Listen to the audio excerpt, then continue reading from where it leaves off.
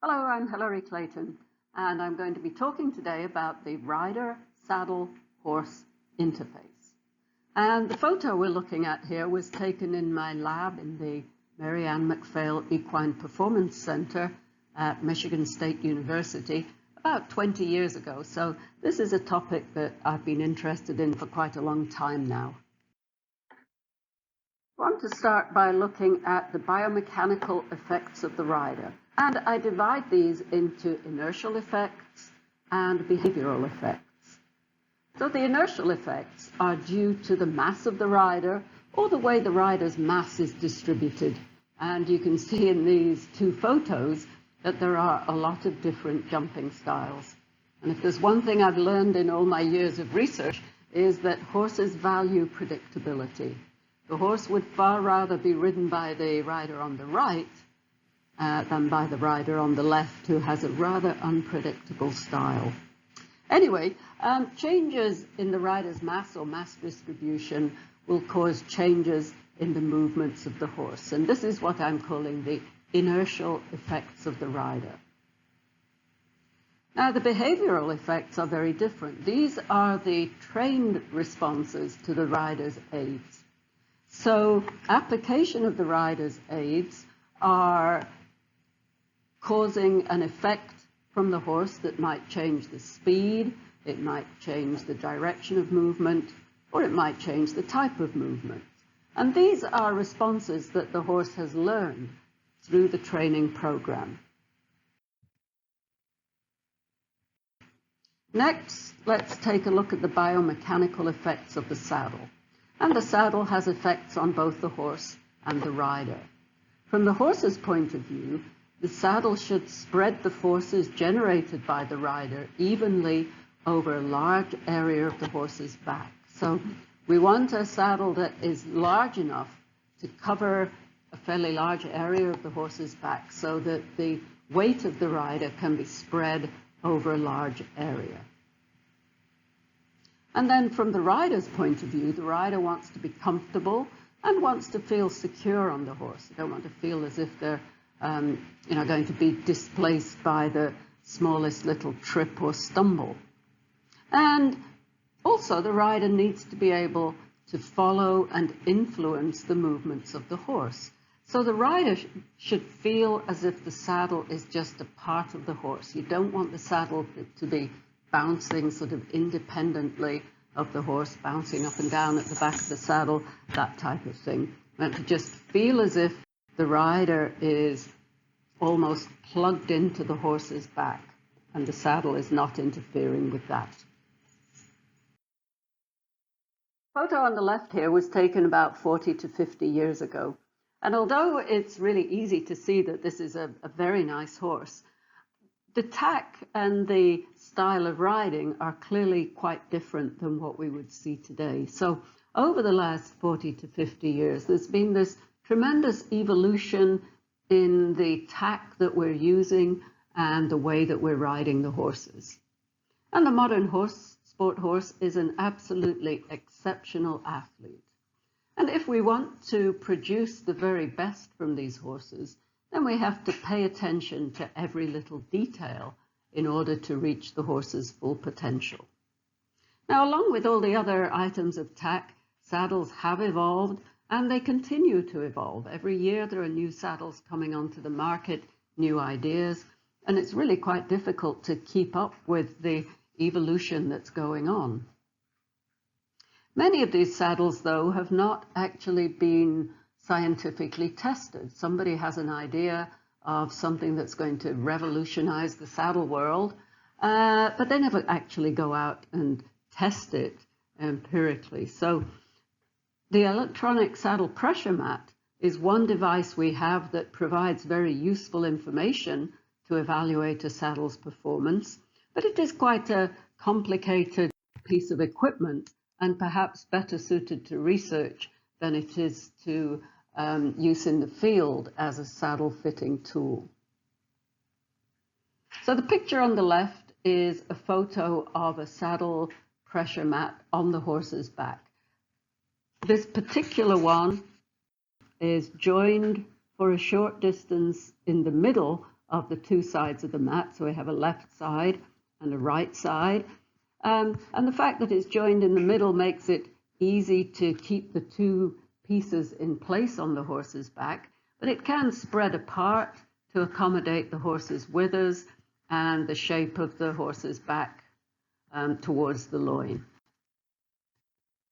So that pressure mat has inside it 256 individual little pressure sensors. And the picture in the middle is showing what we would see on the screen of the computer when the pressure mat is actually recording pressures.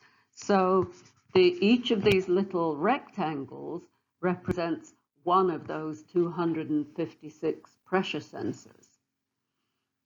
The amount of pressure is color-coded. It goes from black through this dark blue to the cyan, green, yellow, red, and eventually pink is the highest pressure.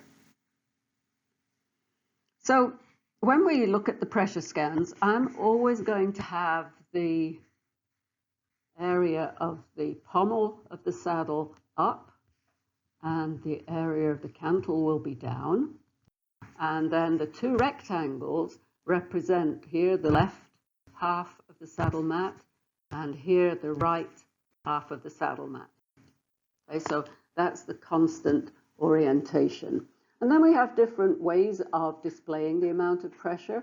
The picture in the middle is just flattened down, and you can see the pressure in each of the individual sensors. You can also have that flattened view with the edges sort of smeared together so it looks a bit like a contour map.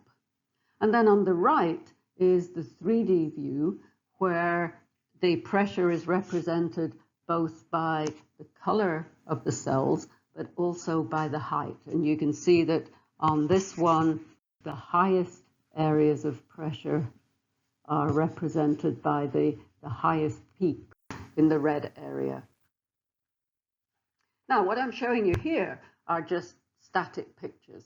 In fact, the electronic pressure mat is a dynamic system, so you can use it during riding. You can put it on the horse's back, put the saddle on top, connect up the electronics, and get a moving picture of the pressure on the horse's back. And that's what we've got here.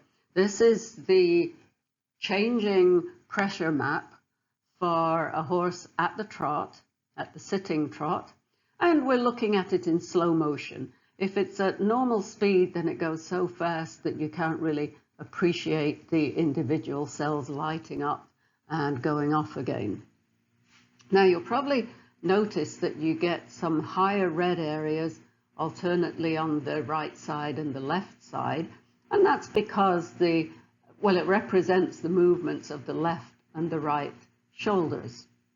So when the left foreleg comes forward, you get some higher pressures on the left. When the right leg goes forward, you get some higher pressure areas on the right. And I'll just point out that, I'm going to come back to this later, this little blip in the middle represents the rider's center of pressure. So it's like the average of all of the pressure sensors, and that's what we're seeing, how that average value moves during the stride. So it'll go forwards and backwards once during each diagonal stance phase. Now, here's a totally different view of a trotting horse. So instead of looking at the force on the horse's back now, we're looking at the actual movements of the horse. And the line that you see here, oscillating up and down, that represents the movements of the horse's center of mass or center of gravity. And that little dot that you can see just above my pointer, that's actually the changing position of the horse's center of mass. So in the diagonal suspensions, the center of mass goes up, and in the diagonal stance phases, it comes down. So the horse's entire body is going up and down in every stride, twice in every stride. So the muscles in the limbs are pushing off to push the horse up into the diagonal suspension, and then the joints are flexing to absorb the concussion when the horse comes down into the diagonal stance phase. And as the horse pushes up into the suspension, he's not only pushing himself upwards, he's also pushing the rider upwards. And when we get to the peak height of the horse's center of mass, the rider actually still continues to go upwards a little more than the horse, and then gravity takes effect and the rider comes down and weights the saddle again. So the weight on the saddle is actually decreasing as the horse goes up into the suspension phase, and then it's increasing as the horse comes down in the diagonal stance phase. Here in the picture on the left, we show a typical scan of the pressure on the horse's back, and this was actually taken at the moment when the pressure was maximal. Now, another way to look at this is to take the pressure on all of the loaded cells in the saddle mat and add them all together to get a total force on the horse's back. So this would be the total effect of the rider on the horse's back.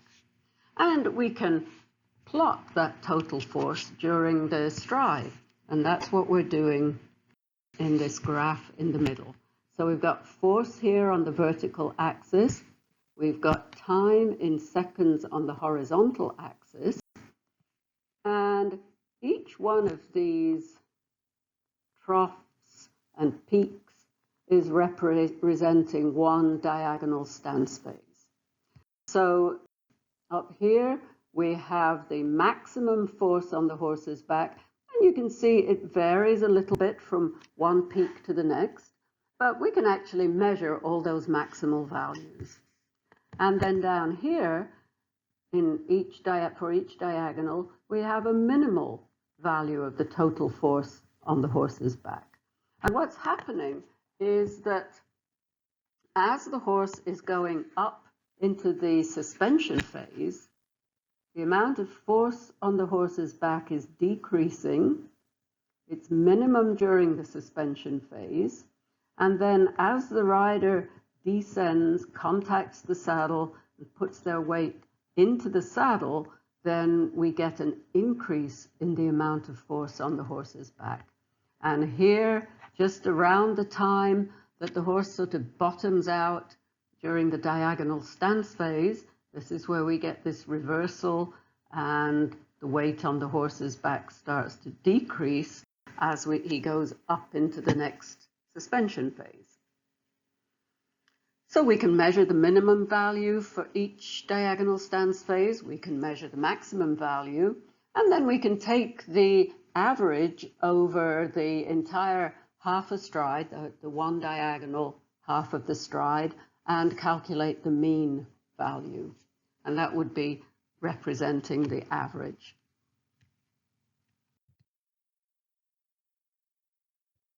So we just saw in that last graph that the total force on the horse's back is changing quite a lot during the entire stride. And these are two pictures taken from the pressure mat. It's the same horse, the same saddle, the same rider. It's even the same stride. But the picture on the left is taken at the moment of minimal force. So this is in the suspension phase. And the picture on the right is taken at the moment of maximal force, which is in the mid-stance phase at the trot. And you can see that you get an entirely different picture from these two saddle scans.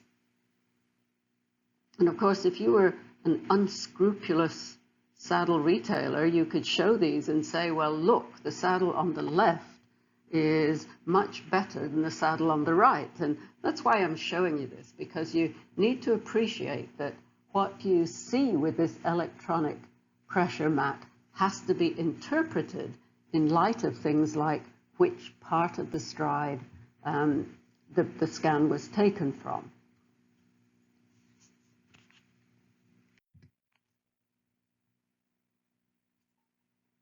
Now, another thing about the trot, and I'm focusing on the trot today because I don't have a lot of time to go through all of the data for all of the gaits, but we will talk about walk and canter in a little while.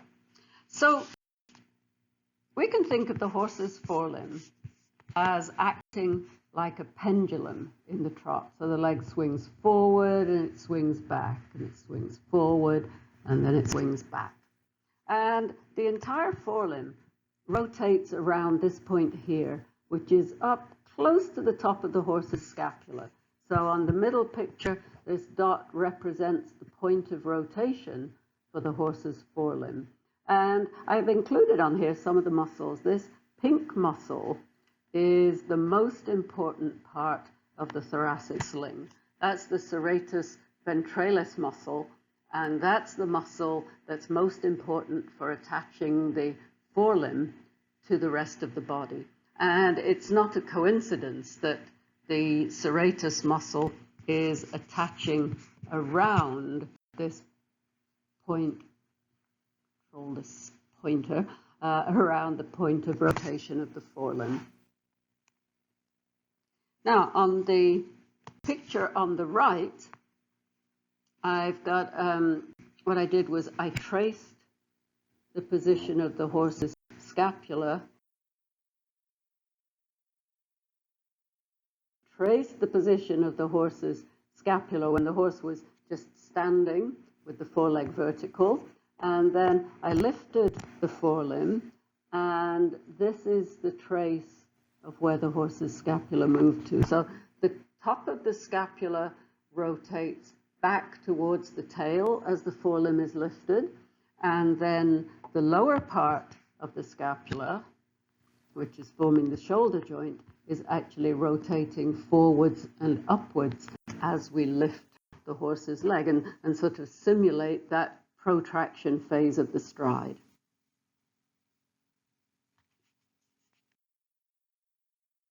Here again, we're just looking at the pressure mat dynamic scan for a trotting horse. And what I wanted to point out in this slide is that there are many muscles underneath the saddle. Like here's the trapezius, the rhomboideus, the latissimus, the serratus ventralis, to name just a few. And muscle contractions are associated with the muscle becoming shorter and fatter. So if the muscle contracts, it's going to expand sort of outwards and put more pressure on the saddle mat because it's going to expand towards the saddle, and the saddle mat perceives that as greater pressure. So it's really quite complicated how the muscle contractions, the ground reaction forces of the horse, which are moving the rider's body, how all of these work together to give us this dynamic pressure scan. It's not as simple as it seems at first sight. Now, going back to our basic knowledge of physics, pressure is calculated as force over area. So if we have a rider who has a certain body weight, then we know that they're going to put a certain amount of force on the horse's back, and the larger the area that we distribute that over, then the smaller the amount of pressure. So a large contact area for the saddle reduces the amount of pressure over the area of the horse's back. This is a kind of interesting photo. It's a horse I just found randomly in a barn. But this horse has the imprint of the saddle permanently on its back. And at first sight, you look at that and you think, oh my gosh, that's terrible. That saddle must be an awful fit for this horse. But this was rather a fat horse. And when the horse was put on a very strict diet, because he was getting to the stage where he was in danger of becoming laminitic, so the horse was put on a very strict diet, he lost a lot of weight, and these indentations in the fat on top of his back disappeared. So you may know that the fat that horses get, the horses that are insulin resistant, tend to accumulate a slightly different kind of fat. And this, I think, is revealing one of the characteristics of that special type of fat. So we put the saddle on the horse's back, and the tree helps to distribute the pressure over a fairly large area and hopefully to distribute it fairly evenly. But sometimes that pressure is not evenly distributed and you get focal pressure concentrations. That can occur, for example, under an area where there's a glob of flocking, or quite commonly we see areas of pressure at the side of the withers, and that's what I'm showing you on this photograph here. We've got an area inside the sweaty area that's actually dry. So typically horses do sweat under the panels of the saddle. They get hot, the heat can't escape there, they can't get convection of air or anything like that. So they sweat and the sweat doesn't evaporate. But often saddles are quite tight in that area of dryness on either side of the withers. And what that area is showing us is that there's been some damage to the sweat glands, and the sweat glands in that area are no longer sweating. So, a research group at University of Zurich did a study using horses that were presented to the veterinary clinic there. And they had a group of horses in which the saddles fitted well, there were no problems, and those they called the control horses, the normal horses. Then they had some horses that had these dry spots on either side of the withers, so they formed another group of horses. And then they had a third group of horses that actually had clinical signs of poorly fitting saddles, as in they had areas of swelling, heat, even abrasions underneath the saddle. So with these horses, they measured the pressures at the walk, the trot, and the canter. And the different colored columns on the graph, the horses with dry spots are in pink, the horses with clinical signs are in yellow, and the control horses are in black. So we can see for the top graph, we've got the mean pressure, and for the lower graph, we've got the maximum pressure, and we're looking at data for the walk, the trot, and the canter. And the individual values are not so much what's important. What you should take from this is that regardless of whether we're looking at the mean pressure or the maximal pressure, it's always lowest for the black columns in the walk, the trot, and the canter. When we look at the horses that have overt clinical signs of damage related to the saddle, then those are always the highest mean and maximal pressures. And the horses with the dry spots are somewhere in between. They're the ones that have some damage, but it's not yet as severe as the ones that are shown in yellow that have the overt clinical signs. And based on this research, we developed some recommendations for what is acceptable and not acceptable saddle pressure. So a mean value should be less than 11 kilopascals, and kilopascals are just measurements of pressure. And the maximum value should be less than 30 kilopascals. And in research, we use these values now to characterize whether saddles are acceptable or not. I've shown you quite a few scans from the electronic pressure mat, and it's a super tool for research, but it is expensive, and it's not something that I would really advise a saddle fitter to go and invest in. But there is a much simpler tool called the Port Lewis pad that's very reasonably priced. I think it's around $250. And it consists of two sort of halves that go under the panels of the saddle on the left and right sides.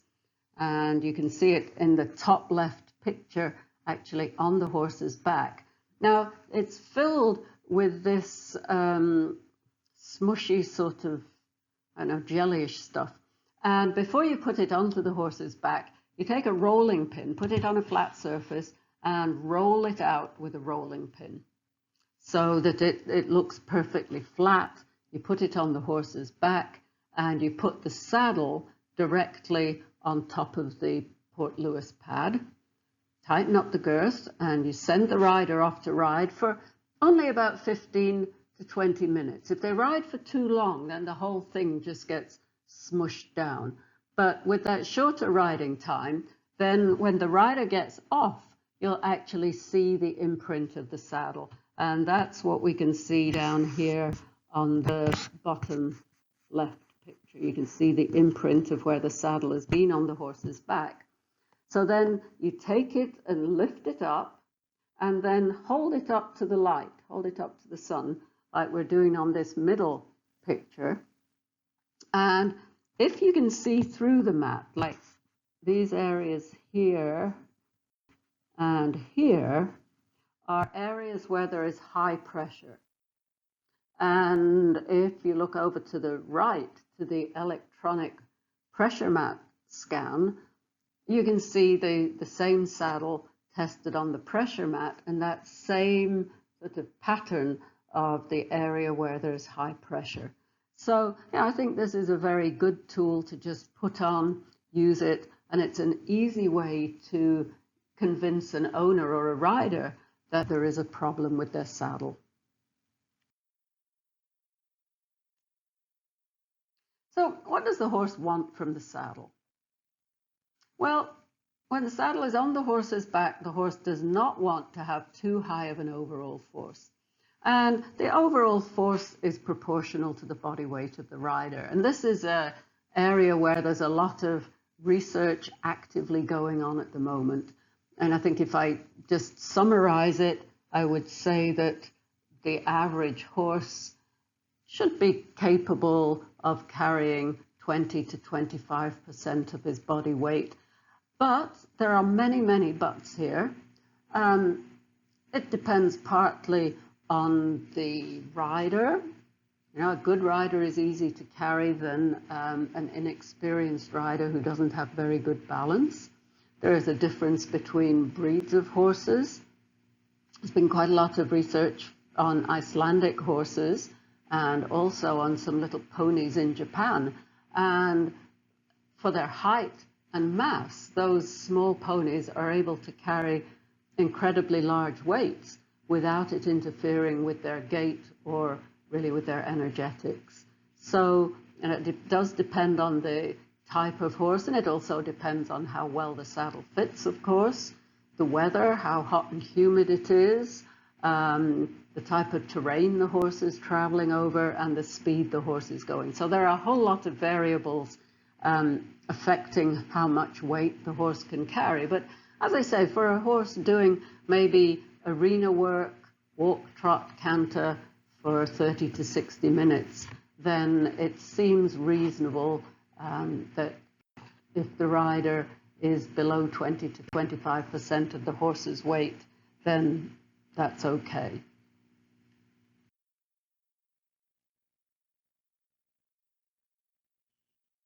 The horse also likes to have fairly even pressure on his back without any sort of super high pressure areas.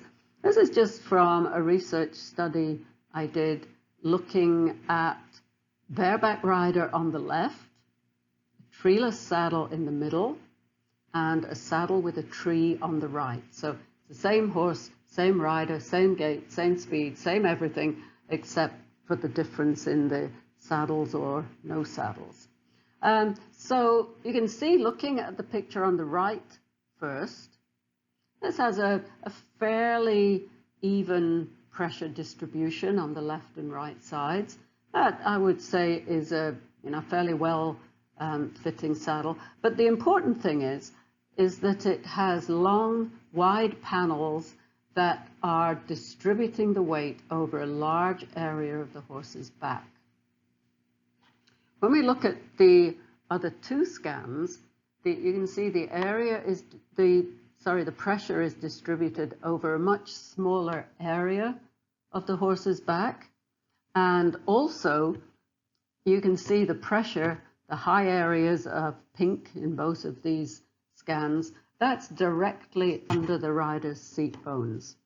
So with the bareback rider, you get very high pressure areas directly under the rider's seat bones.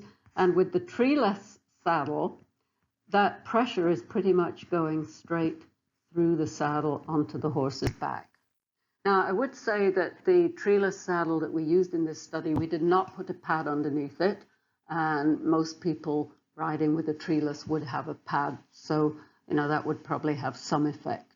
But we just wanted to see the effect of the saddle per se in distributing the force. There have been quite a few research studies from various labs looking at factors that affect the horse's movement. So horses move more consistently when they're happy and confident with the weight on their back. And in fact, having a rider increases the consistency of the horse's movements. So horses that were ridden actually had less variability in the forward velocity and acceleration within the stride.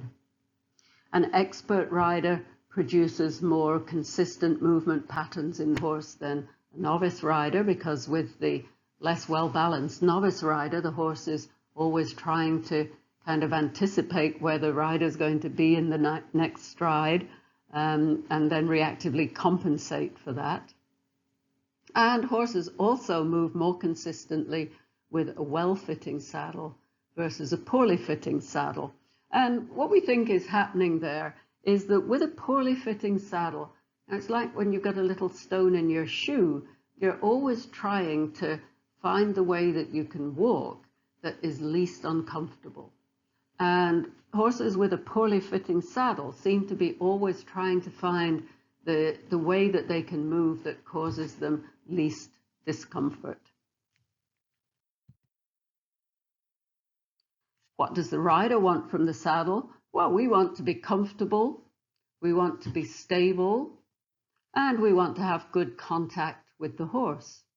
Right? Riding is all about being able to stay in synchrony with the horse's movements and to ride in harmony with the horse so that we give a very pleasant picture to anybody who's watching.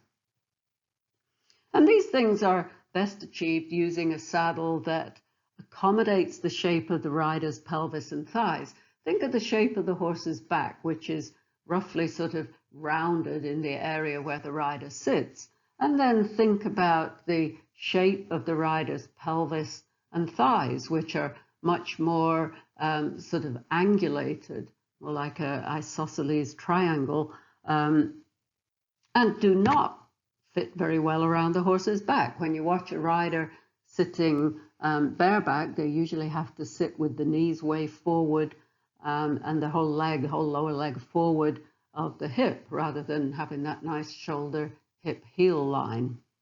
So the saddle is somewhat accommodating the shape of the horse on one side and the shape of the rider's pelvis and thighs on the other side. And in that way, it's giving the rider a close contact with the saddle, and via the saddle, a close contact with the horse. And that's how the rider is able to transmit the aids accurately to the horse, without any doubt in the horse's mind what that aid means.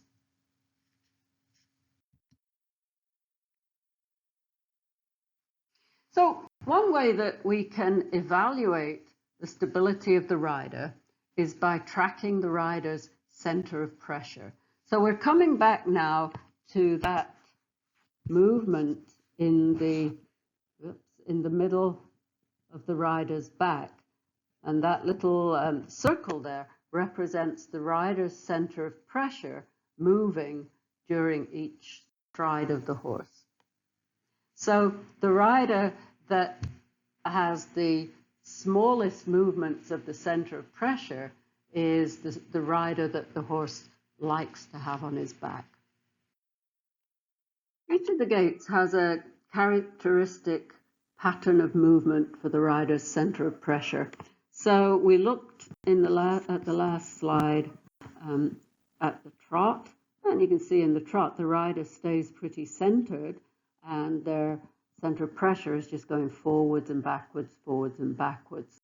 In the walk, it's a very different pattern. In the walk, it's like an upside down V.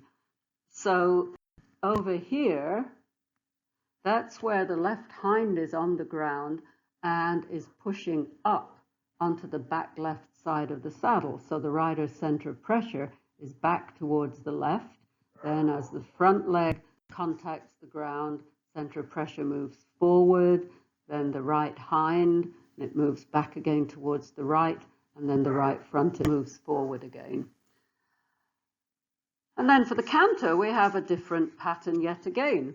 In the canter, the sequence of limb movements of the horse is going from back to front and also from right to left and left to right. So the limb movements are very different than they are in the walk and the trot. And in the canter, we have this, again, slightly different pattern with the rider's center of pressure moving from one side to the other side. So I've got a couple of scans for you here. The one on the left is an elite rider, just riding at the walk, and watch the position of the rider's center of pressure here. You see how little it moves? It does go from left to right, because remember in the walk we said it's like this inverted V pattern, but very little movement. You can imagine that the horse would find it very easy to carry that rider. Now, over on the right, I've got the center of pressure for a child, a small rider, with cerebral palsy. So this rider had very poor control of their dynamic stability. And even though this was only a small child, you'll see how much that center of pressure moves around on the horse's back. And what I found in a study of children with CP is that they tend to be quite unstable laterally. It's a lot easier for them to control their body moving forwards and backwards, but moving side to side, it was very difficult. And this particular rider keeps sort of slipping over to the right side. So we can actually compare the stability of different riders by measuring the range of motion of their center of pressure under the saddle. So this is an example from the walk. Right? Here's the pattern of the center of pressure at the walk.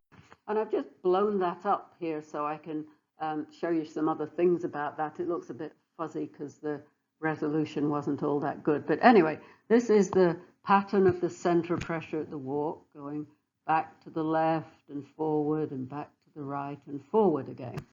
So in this direction, we have the front to back or the longitudinal motion. And we can measure the range of motion during a single stride, or here over a number of strides. And we call that range of motion, ROM. So this is the longitudinal range of motion. And then we can also measure the range of motion from one side to the other, so side to side, sort of across the horse's back. And that would be the transverse direction, and we can measure the transverse range of motion. And then we can compare those between different riders. And this is going back to that same study I talked about a couple of minutes ago on the riders with cerebral palsy. So we compared a fairly similar group of able-bodied riders with a group of children that had CP. And here we're looking at the top graph at the longitudinal range of motion, and in the bottom graph we're looking at the transverse range of motion of the rider's center of pressure. And you can see for the longitudinal range of motion, we had one rider with CP. The black columns are the riders with CP. So one rider who really could not control his body movements in the forward-backward direction, but the other three riders with CP were fairly comparable with the able-bodied riders. But then when we look at the transverse range of motion, here are the values for the able-bodied riders, and here are the riders with CP. So these were significantly different. We had more transverse range of motion in the CP riders. I became interested in the EQ Flapless saddle about 5 years ago. And as I watched different people try it out on their horses, I was quite impressed by the way that both the horses and the riders seemed very comfortable with the flapless saddle. These two photos are of the same horse, and this was a horse who had a rather badly fitting saddle of his own, to the extent that he would show these sort of resistant behaviors, and he practically resisted cantering at all. And then with the flapless saddle, he looks like a pretty darned happy camper. So now he was a horse with an initially badly fitting saddle, but it did get me wondering, well, it would be quite interesting to compare horses with their own well-fitting saddles versus the same horse with a flapless saddle. So I designed a research study to compare that very thing, the horse's own dressage saddle with a flapless saddle. And in this study, we had one rider with 5 horses. So we chose to use one rider because that took away the possibility of variation due to the rider herself. The horses were ridden, first of all, in their own saddle, which was a saddle that was checked regularly by a saddle fitter, and then in an EQ flapless saddle. And whether they went in their own saddle first or the flapless saddle first, that was just in a random order.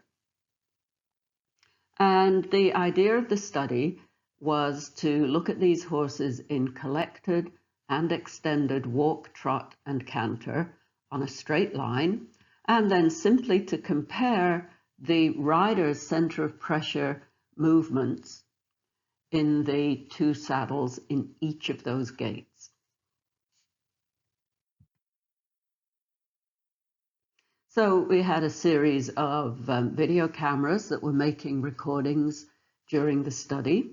And particularly, we were interested in making sure that the speed and the stride length were the same within each of the gaits that we were studying. So to help with that, we put a series of little posts adjacent to the edge of the arena, and these were exactly 1 meter apart. So we could use those to calibrate the horse's speed and stride length.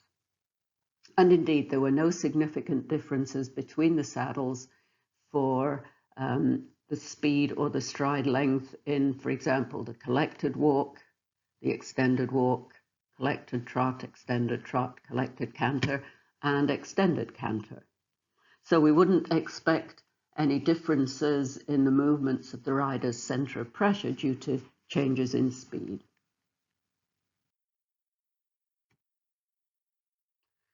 And then we used an instrumented saddle map recording at a sampling rate of 60 samples per second. And we looked at the pressure distribution on the horse's back and then measured the rider's stability as the range of motion of the center of pressure. And this is just one example from one rider of the movements of the center of pressure during a complete trial along the long side of the arena. So what we measured was the overall longitudinal range of motion and the transverse range of motion, so lengthways and side-to-side ranges of motion. And we compared those between the collected and extended gaits within each gait for each horse. And we analyzed 5 strides for each trial of each gait. I'm going to show you the results in the form of graphs. And for the walk, the trot, and the canter, I'll show you the graphs configured in exactly the same way. So what we're looking at is the values for the collected walk are the 2 graphs on the left, the horse's own saddle at the top and the flapless saddle below. And then we're making statistical comparisons between the values for these 2 graphs. So the graphs are from a single horse. It's just one trial of one horse. The numbers are the values that are averaged over all the trials of all the horses, and then we've done a statistical comparison between the values for the own saddle and the flapless saddle.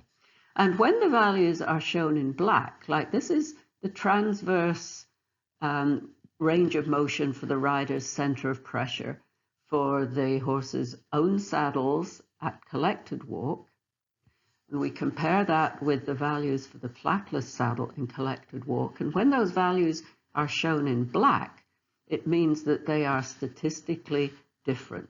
So riding the horse in collected walk in the flapless saddle had a significantly smaller transverse range of motion for the rider's center of pressure compared with the horse's own saddle. When the values, and in this case, the values on the right are for the longitudinal range of motion, when those values are grayed out, it means that they are not statistically significantly different, although you may still see some smaller differences. On the right side, these 2 graphs are for the extended walk, and again, the horse's own saddle is the top graph, and the flapless saddle is the bottom graph. And you can see in the walk, for both the collected and extended walk, we have a significantly smaller range of motion for the rider transversely, that is from side to side across the horse's body, with the flapless saddle. The values for the rider's center of pressure movement from front to back, that is longitudinally, are a little larger with the own saddle, but that's not enough to be significantly different compared with the flapless saddle. But in addition to looking at the numbers, look just at the shape of the graphs. And generally, what you'll see is that the flapless saddle is going to give you a kind of tighter little clump in the tracings. And that's perhaps particularly obvious here for the extended walk. And then the other thing you can see on these graphs is that the difference between the collected and the extended walk, that the rider is moving quite a lot more in the extended walk than in the collected walk, especially in the horse's own saddle. Now we go on and look at the data for the trot. And the trot, I think those of you who are riders will know, is probably the most difficult gait to actually sit to and stay in contact with the saddle and stay still on the horse's back. And in the trot, we had significantly smaller values for the rider's center of pressure movements in both directions, longitudinally and transversely, in both the collected trot and the extended trot. And it's in the trot that we really see the biggest differences in terms of looking at the graphs and seeing how the rider's center of pressure is sort of wandering around. It's much tighter with the flapless saddle, both for the collected walk and for the extended walk. Although essentially, the patterns are the same, they're just much smaller, significantly smaller for the flapless saddle. In the canter, we see pretty much the same sort of picture. The transverse side-to-side movement of the rider's center of pressure is significantly less for the flapless saddle in both collected and extended canter. And the longitudinal range of motion of the rider's center of pressure is significantly smaller for the flapless saddle in the extended canter, but the difference is not significant this time in the collected canter. But again, look at the size and shape of the traces and the way that they are more sort of clumped together for the flapless saddle.